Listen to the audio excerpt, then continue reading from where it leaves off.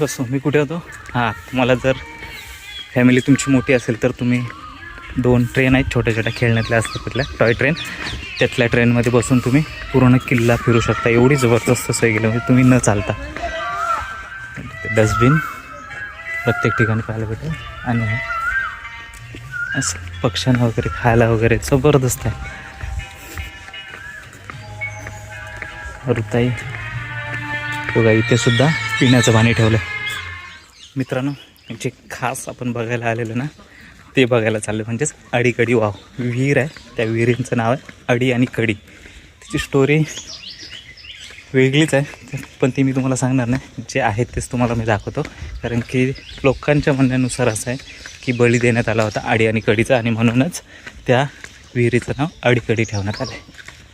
असं आत्ता मी पाणी प्यायलो ना, एवढं थंड आणि एवढं गोड पाणी आहे ना, मस्त वाटलं पिऊन. म्हणजे तुम्ही फिल्टरचं आपण बॉटल घेतो ना ते तर कडू कडू लागतं, पण हे पाणी पूर्ण किल्ल्यावरती जे पाणी त्याने दिलं आहे ना तेवढं भारी आहे, गोड आहे आणि त्याच्यात वरून थंडगार आहे ह्या गरमीमध्ये सुद्धा.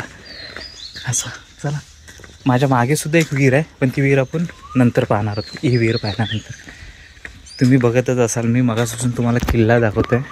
किल्ल्याची स्वच्छता आणि पुन्हा केलेलं काम बघा तुम्ही. हे बघा, किल्ल्याचं पुन्हा बांधकाम केलं आहे ना ते एवढं जबरदस्त आहे की क्वालिटी बघा, जरासं सुद्धा तुम्हाला कुठे काय पाहायला भेटणार नाही वाकडं तिकडं, एवढं भारी आहे.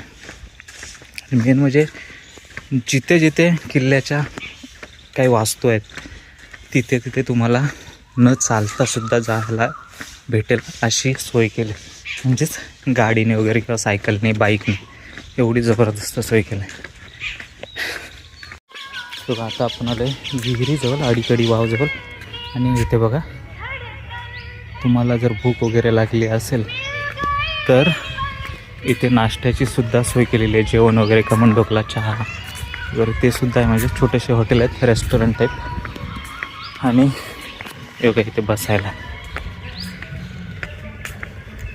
एवढं जबरदस्त केलं आहे ना.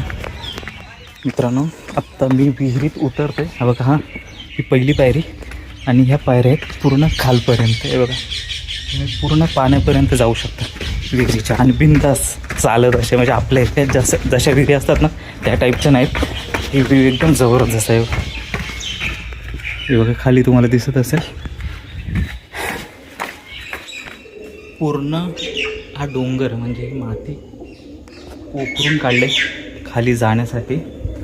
हे बघा, तुम्हाला दिसत असेल हा दगड आहे, आणि हाच दगड विटांमध्ये या किल्ल्यासाठी वापरला आहे. ज्या दगडी वापरलेत ना ते ह्याच रंगाच्या दगडावर. बघा, वालू टाईप आहे.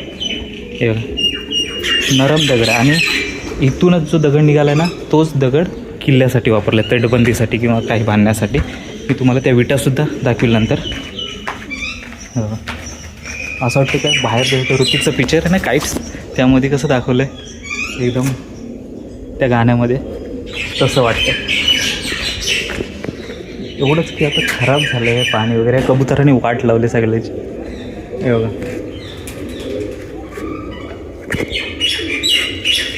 चला आता मी एकटाच आहे इथे. आता माझ्या मागे लोक आहेत, मग ती बघू येतात काय, नाहीतर मी एकटाच आहे पुढे. हे बघा किती उंच आहे ते, आणि वरून ना अरुंद आहे आणि खाली एकदम रुंद झालं हे सर्व. अरे बाबा, बरं झालं वर पुढे गेट लावलं म्हणून.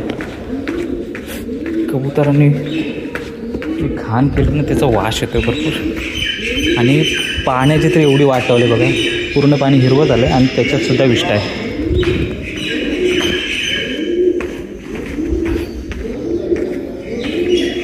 हो बघा, ती लोक किती माझ्या मागे आहेत, ते दिसत सुद्धा नाहीत, आत्ता दिसतील ते बघा. आणि बघा, त्यावेळी बनवलेल्या विहिरीमध्ये अजूनसुद्धा पाणी आहे. त्या पायऱ्या वगैरे आहेत ना ह्या नवीन केले, कारण की आम्हाला वाटत नाही त्यावेळच्या. स्टे 5 फीट अवे, 5 फूट दूर रहो. चला 5 पायऱ्या आपण लांबच थांबू.